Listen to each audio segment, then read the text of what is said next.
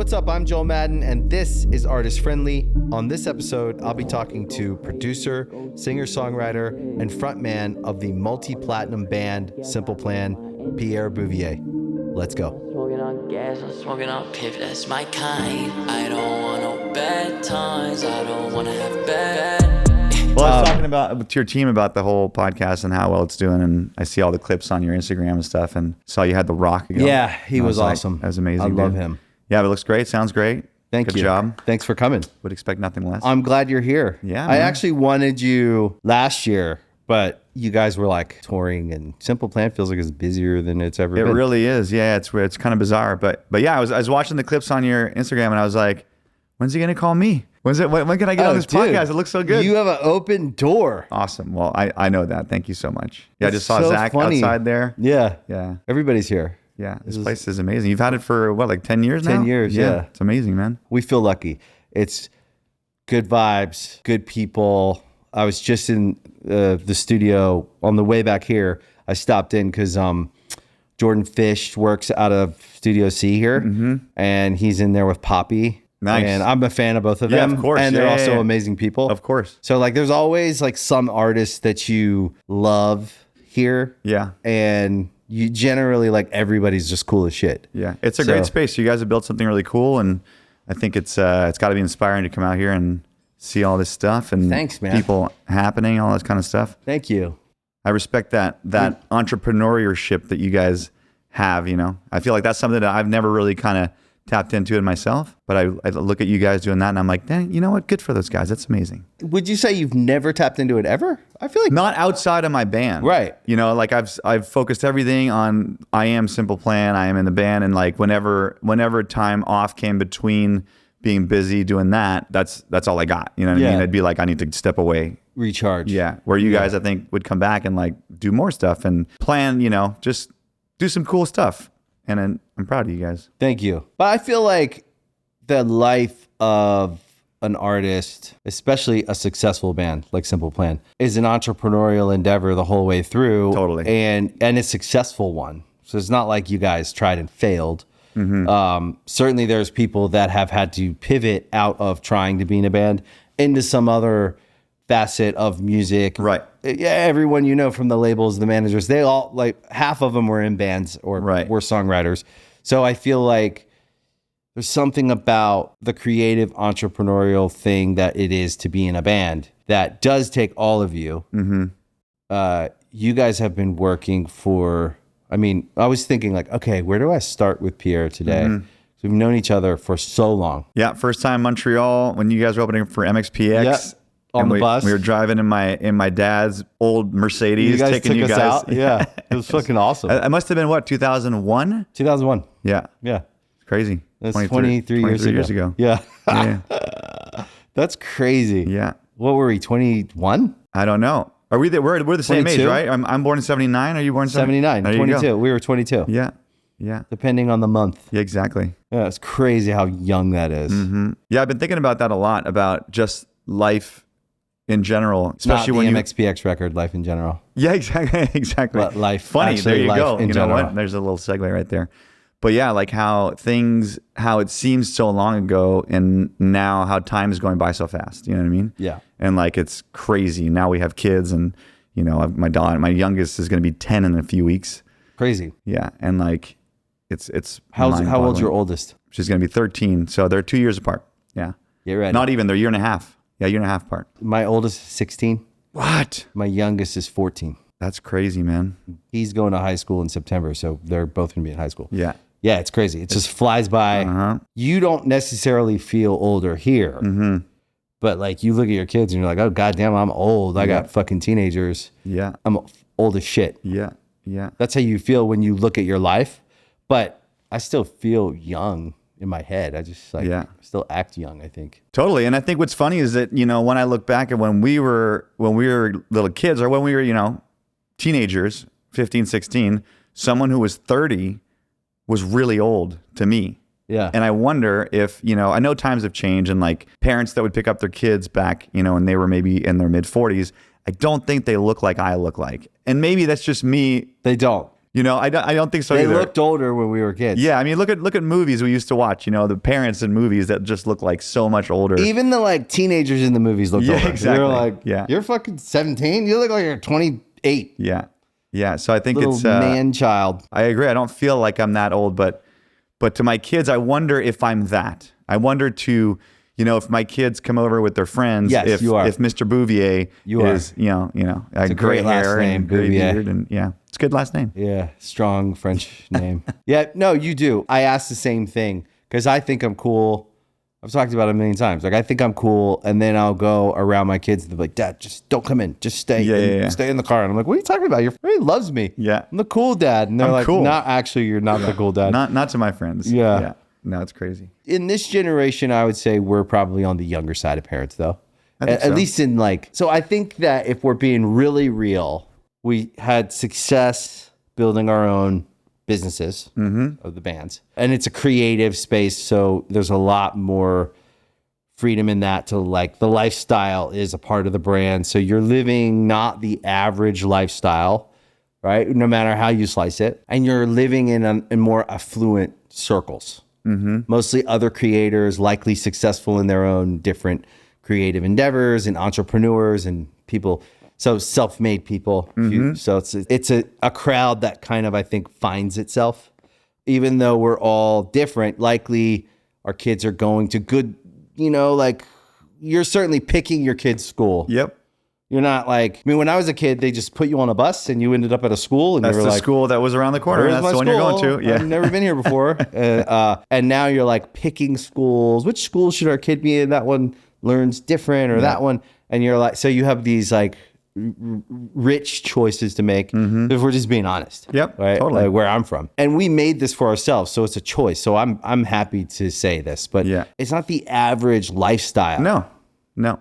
With that, I think comes a freedom to kind of build out life the way you want it to be. Yeah. Versus kind of and listen, anybody listening could say, yeah, easy for you to say. No, I know it is easy for me to say. Yeah. I'm not saying it's not. So I actually come from the school of you get a good job that pays enough for your rent and you take care of your kids and you put food on the table and that's success. Yeah. I respect that. Yeah. That's how my parents were, hardworking, struggled to make it, but to make ends meet. But that, I think, idea, it's not that I look down on it at all. I just was that's not for me. I want to go and see if I can do better. Yeah. get after it. Yeah. And live how I want to live. And whatever that dream is for all of us, it's different, but it's not necessarily about money, but money affords you the freedom to live the life you want to live. Yeah. Yeah. And it's funny to make money from being in a band too, because it's very, people are so attached to, you're in a band and this is,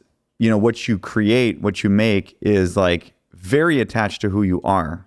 It's not like starting a business or even I would say even being an actor or being someone that's going up on stage and doing musical. Right. People don't look at that person and judge them for, Their life. Yeah. That's what you said on stage, how you moved, what you look like in pictures, that is you. So for us, that's what a band is. You're building a brand that is you. And then when you start making money doing that and you start being successful, it's hard because then people have trouble disassociating. They love you for your music. They love you for who the band is, but then you're also making money doing it. And it's there's the whole sellout thing, right? Yeah. And It's I'm so happy. you. And I'm so happy that has gone away a little bit. And people are embracing success. Yeah. That came more from the hip hop culture. I think they were quicker to embrace success and be look how much I've made. Look at my car. Look at my stuff. Yeah. And that might be a little too much, you know what I mean, for me. But it's okay to be successful. And it doesn't mean that, that you're necessarily doing it for the money. But hey, we all need jobs. You know what I mean? Everybody out there, I don't care what you do in life, you're going to need some money to buy food, to pay your rent. And though, if you can do it while you're doing something that you love doing and you're good at it, that should be a good thing. I don't see it any other way. And if more people like you, if more people like your music, if you've been able to convince millions of people that they love your music, I think you're onto something. You know what I mean? Yeah. And screw the naysayers. And I think that's where pop punk kind of came from. You know what I mean? I mean, at least the early 2000s generations like you and us, It was a real moment of this kind of idea. Yeah. Where do we fit in? I don't know where I fit in, but I know I want to be successful. Yeah. I know I want to make money. I never ever minced words about that in my whole career. Yeah. I think the difference is wanting to do well and make money is a bit of a scorecard. So that's fine. If money's your God, that's different. So like, I think we all serve some God, and there's good gods and bad gods. Whatever your understanding of God is, anyone of the people listening, they all have their own ideas. But I just think you'll replace God with something. Some people it's money. Some people it's nature. Fine, that's probably a better version. Everybody has something that they're like fixated on. To me, the money's always just a sign. Of the times. It also gives you freedom. Good. Like you were saying before, money gives you time. Money gives you freedom. You know what I mean? If you have very little money, you're going to spend all of your time chasing more money. And you're going to do whatever you have to do to achieve it. And it's not necessarily what you want to be doing at the core of your person. Not always. When you have more money, then you can think about, well, what is it that I want to do? What is it that I want to spend my time on? And that it gives you more freedom. You can find like the balance of, I do need to go make a living, whatever I'm doing, but I also want to be there for my kids. I want to be there at every moment, every birthday. I'm not missing a birthday. Fuck that. So I don't think there's a price you could pay me to miss a birthday. I just don't, because I think it's like some childhood shit. I didn't really have special birthdays. And I find myself in my adult life like not really wanting to make anything out of my birthday. And I know it's related to, it was never a big deal anyways. Right. But for my kids, I'm like, it's your birthday. It's a big deal. Yeah. To me anyways. Yeah. And I'm not missing it. So there's the balance of like, I care about money, but not at any cost. There are certain things that I just care about more. And like, as I think that's the healthy balance of every person. They got to find it's different for everyone. Some people, birthdays aren't a big deal. I respect that. It was my wife's birthday a couple of days ago, and she was like, please do nothing. I don't want you to do nothing. That's how I am. But then my wife wants to have a party. So we do a big party for her. I'm happy. I'm happy just watching her have the thing, have a good whatever time. that party is every year. It's like a theme of some kind. She loves that. She loves to have fun. I always enjoy it and always feel a little bit like, this is kind of how I celebrate my birthday. Right. I celebrate hers. Right. Mine, I'm like, I don't do anything. Just want to hang out with you guys. Like family dinner. That's what I want. I just want the whole family to be together. But then, everybody's got to have their thing that you can't buy from them. I think we all need it. We all need like something at our core, whatever our value system is, that like doesn't have a price. And then I think that separates you from ever being like a money worshiper. I think it's as simple as that. Yeah. And there's plenty of those out there. Yeah. For sure. Yeah. They're good at it too. Make a lot of money. I'm not even mad at them. Yeah. No, like a different animal. Yeah. So sometimes I see those guys and I'm like, that guy's a fucking animal.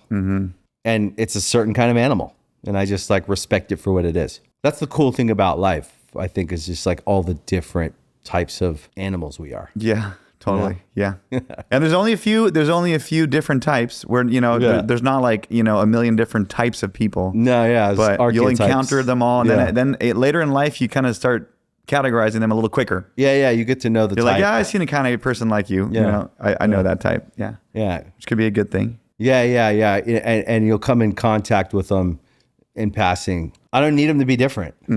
I just let them go on their way and gather some more information about that thing. And go like, I thought I was right, thought I knew what that was. So I was thinking about talking to you today because I was like, we've known each other for so long. We've done so much together in our career. I was like, do I start at the beginning? Do I start at the end? Do I start at the middle? I mean, we've done tons of shows together, tours together, songs together. Crazy. Yeah. It's kind of weird. Even my wife last night, she was like, you going on the podcast tomorrow? She's like, what's the theme? What are you guys going to talk about? I'm like, I don't know. I think it's going to be like, let's just talk about, everything. Let's talk, like, kind of like, it's just kind of wherever it takes us, because there's so much to talk about, because there's so much that has happened, how we met, when we met, the scene that we're part of, the scene that we, to a certain extent, the early 2000s, bands like Good Charlotte and Simple Plan, we helped build that, what it is, it's a little world. And I think at the time it was, I don't know how seriously it was taken, by everybody. You know what I mean? Well, it certainly was taken serious by the people making lots and lots of money off of it. Right. You guys made the Atlantic system hundreds of millions of dollars, and we made the Sony system hundreds of millions of dollars. Yep. So it was serious. I never thought about it in that sort of scope, but yeah, that's for sure. Yeah, for sure. Make no mistake. Your masters are valuable. Yeah. Property. Yeah. And they've been making money off of it for decades. God bless them. They signed us and we were young and we didn't know what anything was. Yeah. I'm not even mad at it. No, I agree. But yeah, so it's serious business, but it's music that is young and the energy of it. It's easy to dismiss it as not as deep as it is, but there's layers to it, and it all comes from a place of trying to make sense of life and of the experiences we had. But at the time, yeah, we were made to feel like it wasn't that serious, even though we were making a lot of people a lot of serious money. Selling tons of records. I just don't think they realized how deep the impact of that music was having on the generation of kids that was listening to it. And I think now they're coming to the realization. It's, here's the way I look at it. I think that, because our first record sold close to 3 million just in the US, second one 2.5 in the US. I don't remember. Sold a lot of records. Yeah. Just in the US. Yeah. So we're probably close to 10 million, worldwide. Easily over 10 million. I guarantee it. And I think that they all saw that opportunity, and so did we all, and capitalized on it, and it sold really, really, really well. But I think the whole joke of it was never a phase. We're seeing that now, we're in 2024 and there's, this whole genre is coming back in such a strong way. Why? Because the connection that those songs have with the fans is so big and so deep that I don't think it's ever going to go away until we all, go to our graves one day. You know what I mean? Yeah, but the young music fans are into it. So we played the other night, and it was a crowd from like 18 to 40. When you were a stagecoach, or were you at Stagecoach? Yeah, I saw that. That was awesome. Every person there was like, knew Good Charlotte. Yeah. And I was a little surprised because it's not our. I was like, it's kind of a country festival. Yeah. Let's see how it goes. It's all country music, but the modern country fan listens to everything. Totally. Just like the modern music fan, period, they listen to everything. I think the fan base is bigger than it was. I just think like we're seeing it. The shows we've played, the crowds have been bigger. Everyone knows the words to everything. That's been the pleasant surprise. You don't know. Yep. I mean, we haven't done a ton of touring. It's been hard for us to figure out our touring behavior. So we don't know what that is yet. But when you're ready, you let me know. Yeah. Because I've always said a Good Charlotte Simple Plan would reunion go tour, nuts. they would be insane. This would be amphitheaters sold out. It would be insane. It would be insane. Yeah. I don't want to jinx it, but I think it would be great. Oh, you're not jinxing it. Yeah. I think it would do great. Yeah. I've always thought the trifecta of bands that came out right around us, to me, is Good Charlotte, Simple Plan, Sum 41. Those are the three. Three, yeah. That obviously there's Green Day, Blink-182. Those are in the category apart. Yeah. Then there's Newfound Glory, and there's a Yellow Card. But I think there was a time when if you went to Hot Topic, it was Good Charlotte, Sum 41, Simple Plan. It was. I mean? And those were the three. Yeah. And we toured together. All of us toured together. Yeah. I remember touring with you guys and Sum,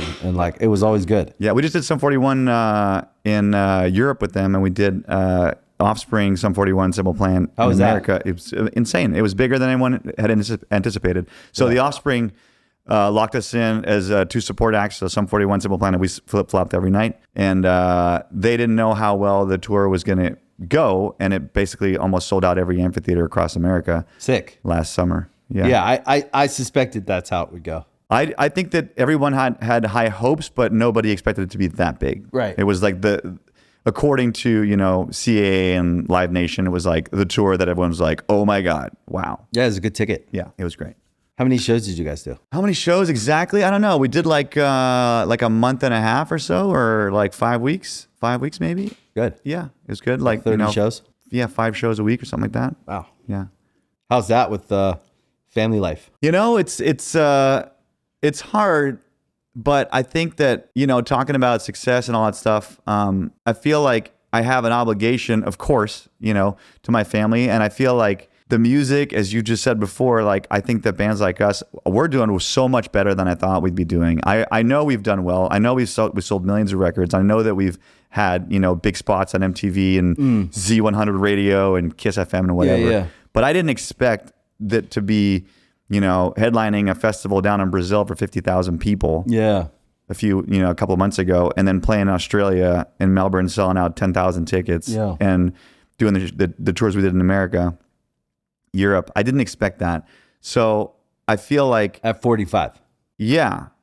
I feel like I was planning on like managing a career that would slowly decline. And I feel like now it's like skyrocketing up again. So how do I deal with it with my family? I feel like I have an obligation because I've got a wife, I've got kids, I want to provide for them. And as you said, when you get to a certain level, now I can choose the school they go to. Yeah. So, and am I not going to do that if I know I have the opportunity? No, I will. Well, it costs a lot of money. I live in a beautiful place. It costs a lot of money. I want to go on vacation with my kids. It costs a lot of money. So I see these opportunities now, and I see the band doing well, and I'm like, yeah, Dad's got to be gone for 3 weeks here and there, 4 weeks here and there, 5 weeks here and there. And it sucks, but I feel like it's worth it because, and I want them also, this is all that I do. All that I do is music. I'm a singer in Simple Plan, and I like to do outside productions when I can, but the bulk of what I do is Simple Plan. So I want to show my kids that like Dad works hard, because I'd love to just stay at home and surf and play golf every day. But I don't know if that's setting the right example to my kids of like, take the opportunity that you have and build on it. So there's a professionalism. Yeah. And there's like a maturity to it. Yeah, but it's fun. The first half, when you don't care about shit, it is fun. I've had some great times. I had some wild times. But I think this is the human experience, right? We're going through the human experience. It's very unlikely to be where we're at now in our lives, spiritually, emotionally. It's very difficult to imagine being there 20 years ago. You have to go through this. Yeah, you have to live the life. Yeah. I do think we're at a time where our generation of like dads and guys are more sensitive to it. Totally. So, which I think is good. It's a societal thing for sure. Yeah. And so there's a thoughtfulness to it that wasn't there. But there's no way I could have been the me that I am now at 25. I was so immature. Yep. I was way underdeveloped. I had so much stuff to unpack and work through that I couldn't have done then. I would have fucking imploded. Yeah. I had to wait. I had to wait to get to the other side of the whole thing, and then unpack it all for like 10 years. Therapeutically speaking, like therapy wise, I'm 10 years, 11 years in, and I'm like going to the next level. I've finally unpacked it all. And now I'm like, there's some old stuff that still pops up that causes me to behave a certain way. Because there's a hopelessness that I got that I always had. It moves around. You have to track it. So if that starts doing well. Whack-a-mole. Right. Exactly. I never thought I'd be married with kids. Well, we did that. 18 years in. So the hopelessness moves to work. Well, work just keeps going well and well and well. Okay. So it moves to the next category. And you have to just keep tracking like where it rears up, where you're like a bit hopeless. Like, why even try?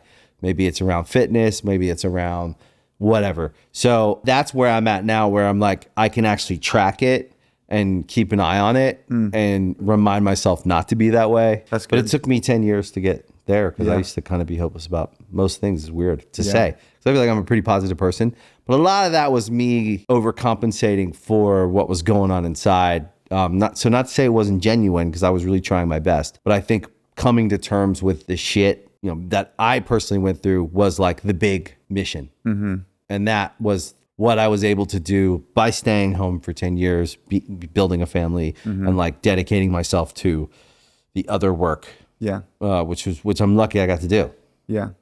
But now it feels like we're like ramping up to get back on some kind of Good Charlotte like mission. Yeah. I don't know what it is. I know we're going to make music. Yeah. Play some shows, but well, like I said, give us a call. We're ready to go co-headline, baby. Or whatever it is. That will absolutely. I feel like I don't know when, but that like has to happen, right? Yeah, I agree. At some point, it has to happen. there's so many places we could go. I mean, imagine if we did South America tour together. That would be. Yep. Both of our bands do really well there. You could literally take that and take it to Europe. You can take it to Canada, U.S., South America, Australia, Asia. South America, South Africa. Yeah. Sick. Have you guys been there? Sick, yeah. Yeah. We went there once. We played once there a long time ago, a festival with Metallica. It was Metallica, Collective Soul, a bunch of, I think, most amazing experience ever. It's sick. So much fun. We did a safari. Our shows there were sick. Yeah. Australia, sick. Yeah. It's ridiculous. Yeah, you guys do well in Australia. Yeah. You lived there for a while, right? Didn't you have like you were on the, was it The Voice? I was doing The Voice, so I was there a lot for like 5 years. That's when I saw you with my wife. Yeah. And I think, with my daughter, Lennon, was like 1. Yeah. And Soren was about to pop. Yeah. And you were staying at that hotel in Darling Harbor. Yeah. We had a little dinner. It was weird. I got busted for weed there. It was funny. I was staying at that hotel. It wasn't even my weed. Come on, Joel. That's the oldest excuse in the book. I don't smoke weed. It was like someone was smoking weed. Like I had I have a bunch of friends there. Yeah. And somebody came and they like smoked weed and left like a joint somewhere. Right. I didn't even know where it was. Mm-hmm. It was like a balcony or something. I don't know. And the housekeepers there found the little, instead of throwing it out, it was like this big. It was this little. Oh my God! And they reported it, and I had it was like a big controversy. Like I almost got kicked out. That's so crazy. They were cool in the end. Yeah. Like I talked to the police. All the authorities were like, "Look, the law's a law. They called us. We have to handle." Like, yeah. And then it became it's not my weed. And then it became like a news story in Australia. It's like a news-driven country. So if the headline of the week, everybody knows it. Yeah. So it was That's like funny. a headline, like it was like a front page. Like I got busted with weed, and it was like I'm actually not a weed smoker. Joel Madden says it's not his pot. Yeah. And the young people, I was holding it for a friend. The younger people thought it was cool. Yeah. At the time, I mean, weed's a lot less cool now. Oh my God, like, it's so chill now. It's so chill now. It's like not. Although a big it's deal. still kind of weird because it's legal in so many places, but traveling with it's not legal. Yeah, you can't. Yeah, you'll get. It's really weird. But Canada's a lot less intense now going in than it used to be. Yeah, it's still. I don't get Canadian Border Patrol they're dicks. They're notorious. They're dicks, man. And I'm not saying the American Border Patrol are also pretty strict. They're pretty strict sometimes. But like, people are always like, Canadians are so nice. I'm like, wait till you cross the border. Yeah. They're like, yeah, it's funny. Pretty funny. Australians are funny because I find that Australians, similar to Canadians, there's something about Americans. Americans are like, freedom, don't tell me what to do. We love our freedom. Yeah. And by the way, I love that. I think it's great. And I think that that's part of like what I like about America. And in Canada, we're much more used to being told what to do and like be like, well, the government said you're supposed to do that, so we do that. And Australia is very, very similar. So they really like rules, or they really like enforcing rules. Yeah. So I'm not surprised that the housekeeping was like, found a little piece. I have to report this. Call it's the like, police. just throw it away. Like, come on. You know what I mean? I mean, it was weird. The police were cool. Or they're probably thinking like, we don't want to be called. They were on like, this. bro, we're involved. Yeah. So we have to handle this. Yeah. And I was like, do what you have to do. Yeah. What can I say? Yeah. That was my attitude. I wasn't like mad at them. Yeah. The whole thing was pretty pleasant because I get along with Australia very well. Yeah, they're great. So the last thing I would do in Australia is you don't want to upset people. Yeah. Yeah, and the police are always good to me there. Like I knew that. Like there was a very warm relationship with people. So like they knew who I was because I was doing that show, and it was like very chill. The whole thing was pretty chill. They were like, "Look, dude, we got called. We have to handle it legally." Yeah. And I was like, "Yeah, I get it. Do it. It's not mine, but like, whatever you have to do." Yeah. And it ended up being nothing. Yeah, like it's like a half. I did what I had to do, and everyone, yeah. and I got the citation of some kind. I think legally I got arrested, but then they let me go. Right. And Dropped the charges or whatever, it was fine. Yeah. But it was a funny story about that hotel. That's funny. Yeah. I never went back. What's that? You never went back? I moved out of the hotel and never went back. Oh, that's funny. Right after that? Yeah. Oh, yeah. Well, I imagine that's kind of a dick thing to do. I went to one of my best friends has a house in Bondi, big house.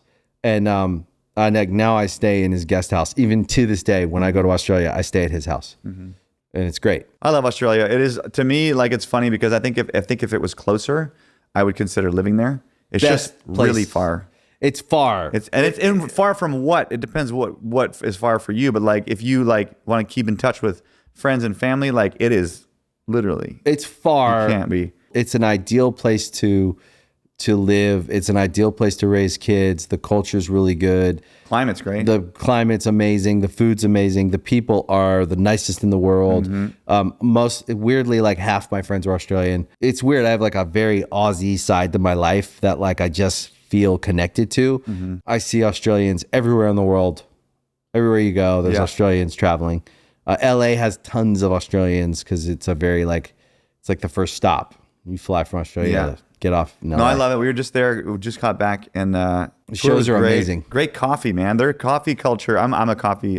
Best coffee in the world. Yeah, they have like so many that you can get like fourth wave, third wave coffee everywhere. Yeah, I mean, it's best coffee in the world. Great beaches, and the shows are like the best. Like really, always been the best. Yeah, we had a great time. Yeah, Couldn't believe. Pretty great. Yeah, they love you guys there. Evidently. Yeah, they do. Yeah, we did two nights at the, what's it called? I don't know what it was. Anyways, not the Enmore.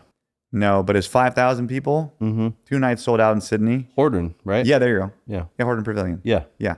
And then Melbourne, we did whatever. Rod Laver. Not that one. The one a little bit smaller, 10,000. Okay. Because Rod Laver is like 15 or something. Yeah. But yeah, it was crazy. It's awesome. I love it. For me, anything over 3,000 is a fucking great show. Yeah. Oh yeah. Like when you get any crowd over 3,000. Yeah, anything over 3,000 is great. Yeah. I love like a 3,500, 4,000, 5,000. That's like fun. Still feels intimate a little bit. Yeah. I love that I say that. Have you guys done Alley Pally in UK? Yes, we did. It's pretty good. Yeah. You know what? I don't love that venue. I know it's like, I don't think it sounds very good. Really? Yeah. I love it. It's cool with all the chandeliers and stuff. And like, it's very, like, it's got a cool look to it. Yeah. But like, I know we just played it with Sum 41 last year.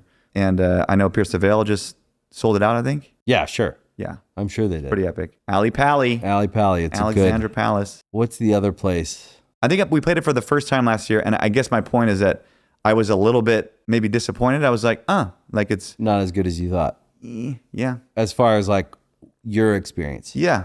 The crowd's great there. Yes. The English crowd. Totally. I just like a little bit of seating, and Alley Pally's all floor. Yeah, right? I like a floor. I like a big floor. I like a big floor, and I like to have some backdrop. Some people. Yeah.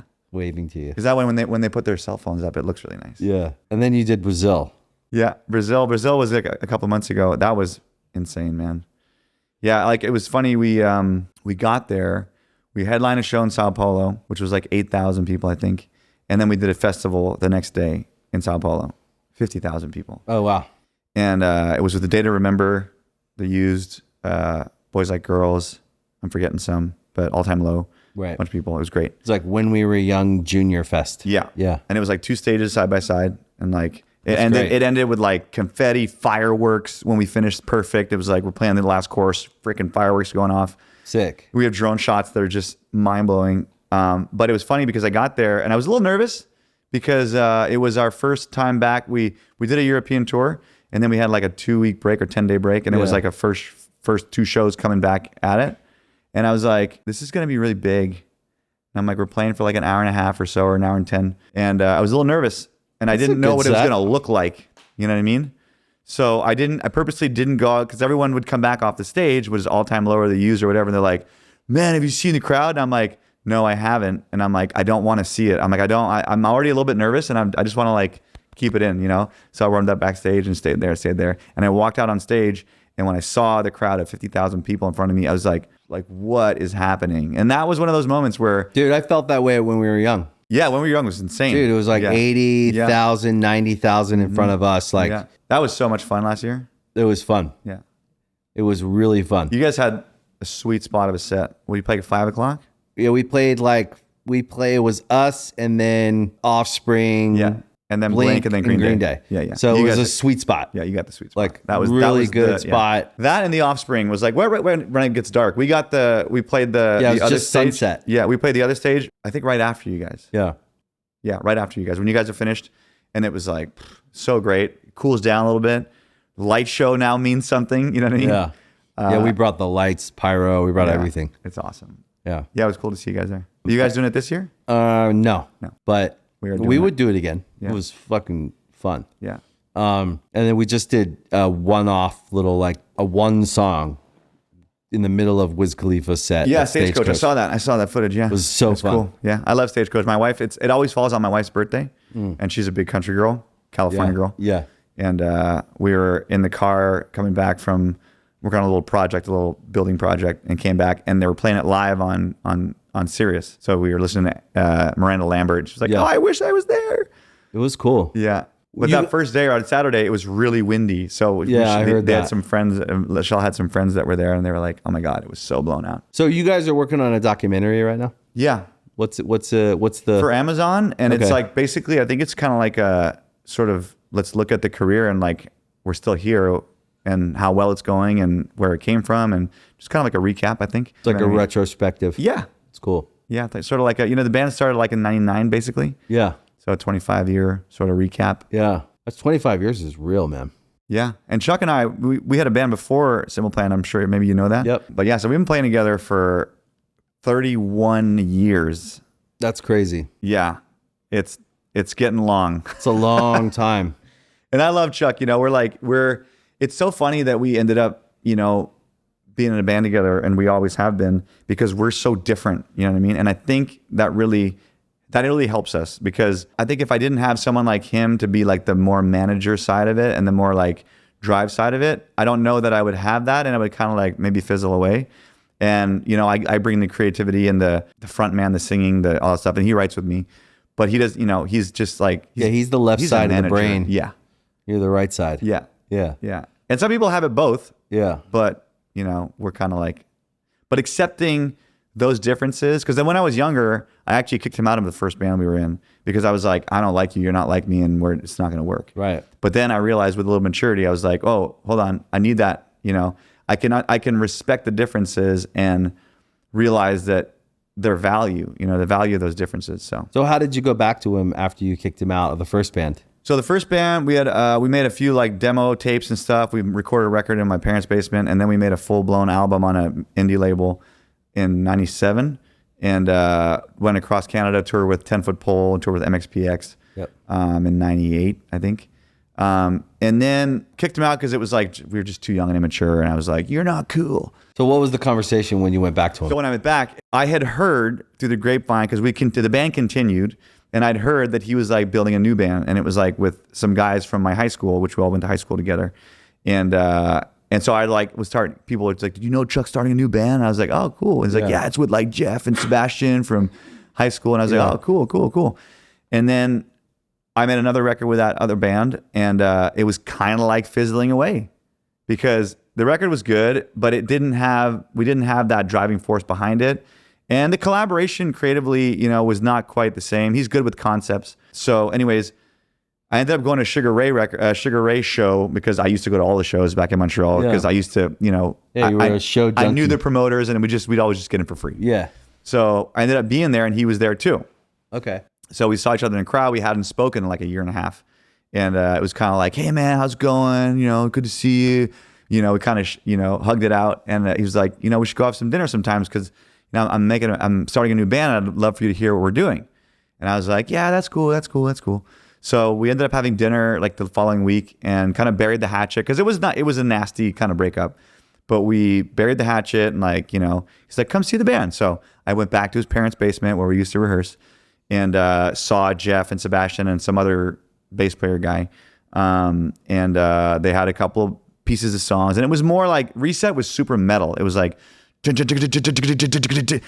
guitar player in that band was literally a metal fan. So all he cared about was, and I was getting tired of just going, and I wanted to like strum the guitar, So what Sebastian and Jeff and Chuck were doing was kind of like more influenced by, Blink-182 and like kind of a little more poppy side. And I was like, this is cool. I like that. And that's when he was like, "Well, if you want to come join the band, we're looking for a singer, and we've had a few, and I don't feel like anybody's kind of nailing it the way you used to." And so I was like excited, because he also kind of baited me. He was like, "We got major label interest, and we got like stuff going on." And I was like, "Okay, well, my band's kind of fizzling away slightly. I know Chuck is like a business guy." And I was like, "I know that if I join this band, he's going to like reach out to labels, and we're going to get a manager, and it's going to be like way more serious." Yeah. And so when he said, we've got some major label interest and stuff, I was like, all right, let me give it a try. So we started writing some songs together. We wrote "I'd Do Anything," like one of the first songs we did. And I was hooked. I was like, this is like more what I want to be. This is the sauce. Yeah. And then Jason Flom signed you. Yep. So do you know Andy Karp? Yeah. Andy Karp was A&R and Jason Flom was the president of the label. And so we harassed Andy Karp. We just like send him demos and stuff. And he was one of the labels that responded and said, you know, keep me in the loop. I don't want to sign you guys, but I like what you're doing. Keep me in the loop. So we just kept going back in the studio and making more demos, and we got him on the hook. He came down to Montreal to watch us play. And after the show, we'd like packed this bar with like 200 friends, and we actually passed out lyric sheets like the day before, like learn the songs. Yeah. So and we played a show to like a little tiny bar about a little bigger than this room here. And Andy at the end was like, I think we want to make a deal. And so he called up Jason, and Jason said, yeah, I like this band.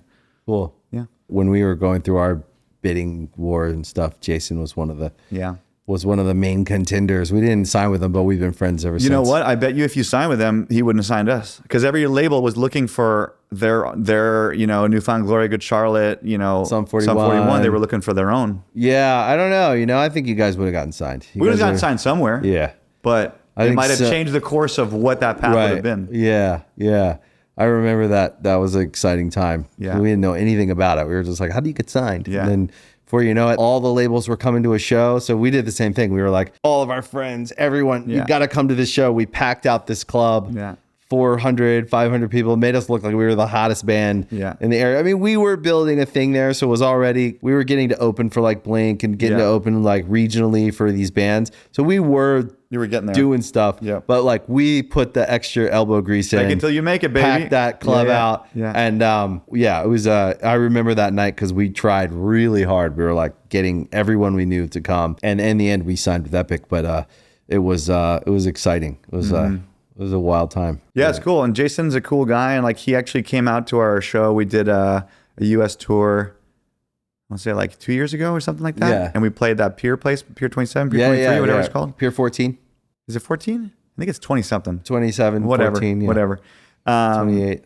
Pier 17? Whatever it is. 17, something like that. One of those piers. Good venue. Yeah, it's a great venue. And we played, and Jason came out because his kids, who were babies when we came out, are now like, adults, and they like the band. Yeah. And he came out, and it's funny because when we first got signed, Lava would bring us out to MTV VH1. That's kind of how we broke. We broke through TV first. Yeah. Which is, kind of unorthodox. But Jason would come with us to these meetings. We'd go to a conference room, and we'd literally buy these shitty little, and I don't mean like little, I mean tiny instruments, like an amp this big, a drum kit that's like, a baby drum kit. Yeah. And like Andy Karp would go to Radio Shack and buy like shitty like light things, like little globes things. Yeah. And we'd go to MTV into their offices, and we'd like schedule a meeting, and we'd play, but like a tiny rock show. Like, and Jason would come and be like, his whole speech was this, and this is what's funny. He would go out and he would say, all right, what's all you people's MTV? Thank you guys so much for being here. We always think you guys here, you deserve the best, you want the best, you love the best. They weren't available, so here's simple plan. And then we started playing, and people would be like, what the hell's going on here? And they would, obviously it worked. It worked. So when we played in New York a couple years ago, Jason came out and he introduced us that exact same way on stage. It was really cool. And the night we met was on the MXPX tour. You guys came out. You had just signed, I think. Or you possibly, were in the, you were in the process. Yeah, I think we're about to get signed because you had your demos. You had like a CD of your demos, and you were like, either you had just signed, we either had, or it was in the works, or you were about to. You were like right there. Yeah, and then you guys like drove us around in your parents' car and had a night. I think that Benji, I still remember this because we thought you guys were super cool because you were ahead of us a little bit, right? So you already had the record out, you already had a little bit of following, you're on a big tour. And so you're like, hey, we'll take you guys out. You want to go somewhere? And we're in the car with my dad's old BMW. Old Mercedes. And it sounds fancy, but it's not. It was it was old Mercedes. And I'm driving around, and you guys are in the back seat. And I think Benji said, like, you guys know where we could find some crack? And I was like, I wasn't sure if you were joking. And I was so like, I don't know. Let me think about that. Yeah, I remember that. And Chuck and I are like, oh my God, what do we get into? And then you're like, we're messing with you, man. And I was like, oh shit, that's so weird. We were so naive, Like, oh my God, they want crack? That was a really fun tour. Yeah, it was super fun. It was really funny, by the way. Yeah, that was funny. That sounds like us. Yeah. Like, you guys get to score us some crack cocaine? Yeah. Just kidding. Yeah. Never done crack in my life. No, me either. I heard it's great though. I was always terrified of drugs, but that was a fun tour. That MXPX tour, I still always say that was like one of the most important tours we ever did because not only were they such nice guys and still are, we learned a lot about building your touring life and building like your crew and building like going from like a bunch of kids in a van to like a touring, like this is a business. Like you need it to run well, to do well. You and then you want to build good relationships with all the venues around the country and around the world. And that really comes down to like how you run your crew and who you have on your crew. And you remember Mark Holloway? Yeah, of course. I just saw him because he's Wiz's tour manager. I just saw him. I think I saw him in Vegas, didn't I? I think when we were young. I just saw him not long ago. Yeah. But he was our tour. He was like our first real tour manager. Yeah, I remember him. It's funny how that I saw a bunch of people at Stagecoach that I've known forever. Greg Teal, I saw all these guys. Yeah, they're all still there. It was so all the great. Warped Tour, the Kevin Lyman group, they're all out there. It was great. I think it's Shelly doing catering, right? Tada Catering. Probably. Yeah. I didn't go to catering. Yeah. I wish I would. Shelly Lynn, baby. Yeah. Love her. Do you have a record? No, so it's time to go back in the studio. We just did a little project. So Disney realized that a lot of pop punk bands and rock bands are covering all these Disney classics. Yeah. And they're like, people really love them. They're getting millions of spins. They're like, let's do an official version. So Disney is doing like Mickey Goes Pop Punk or something like that. And it's like Boys Like Girls, We the Kings, us. I think Yellow Card. I think cool. A bunch of people. And we're all covering classic soundtrack songs. So we just did one. That's coming out soon. Sick. But it's time to get back in the studio. It's time to get back to writing. And it's like, it's funny because it's such a big endeavor to make a record, especially this late in a career when you've had success and you have fans that care and you care. And what's the mark? What's the target? You know, what are we trying to do? Yeah. And I think there's a part of us, you know, you got to balance that artistic side of you that wants to do like, I don't want to do any of that shit. I want to do something completely out of left field.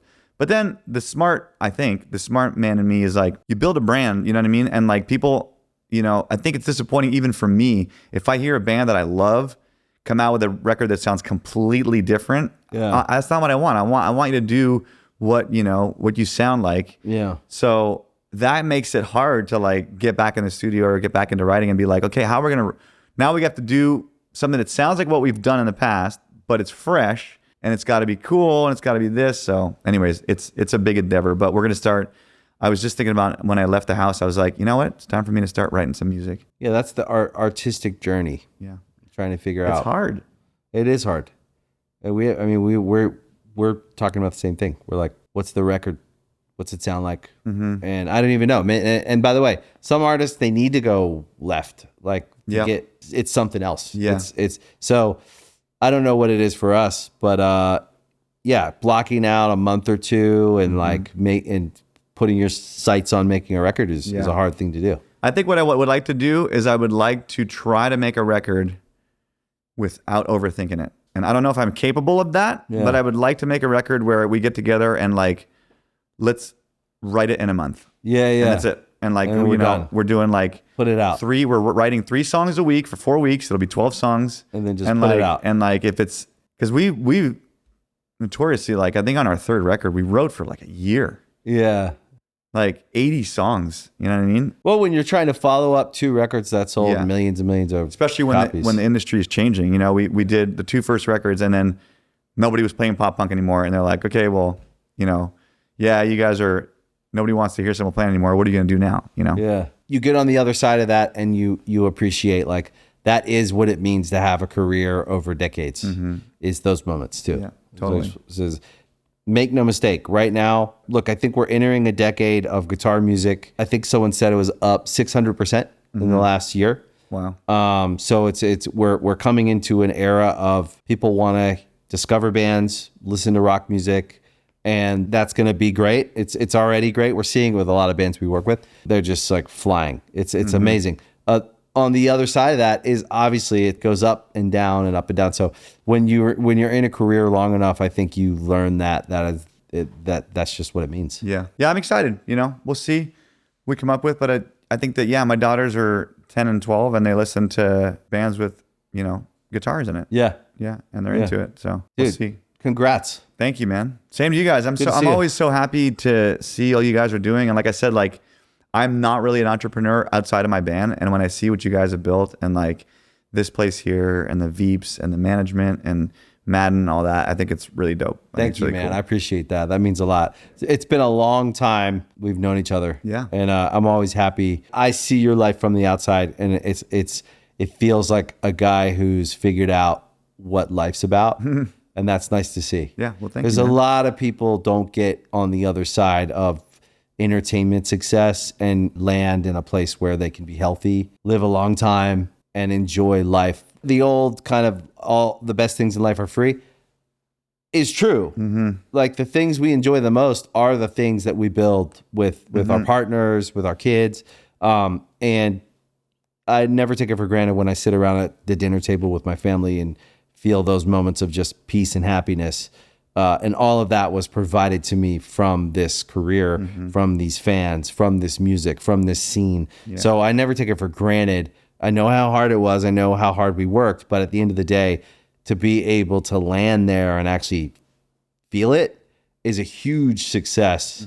A bigger success in my mind than the 50,000 people in Brazil, even though that's amazing. The documentary, amazing. But the big success to me is being able to sit there with your family and go like, this is good.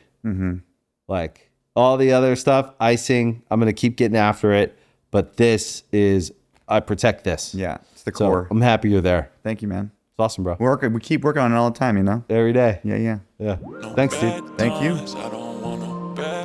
I hope you enjoyed today's episode of Artist Friendly. If you really liked it, you can follow, like, subscribe to the show anywhere you listen to podcasts, Spotify, Apple, Amazon. We appreciate your support, and we'll see you next time. Bad times, I don't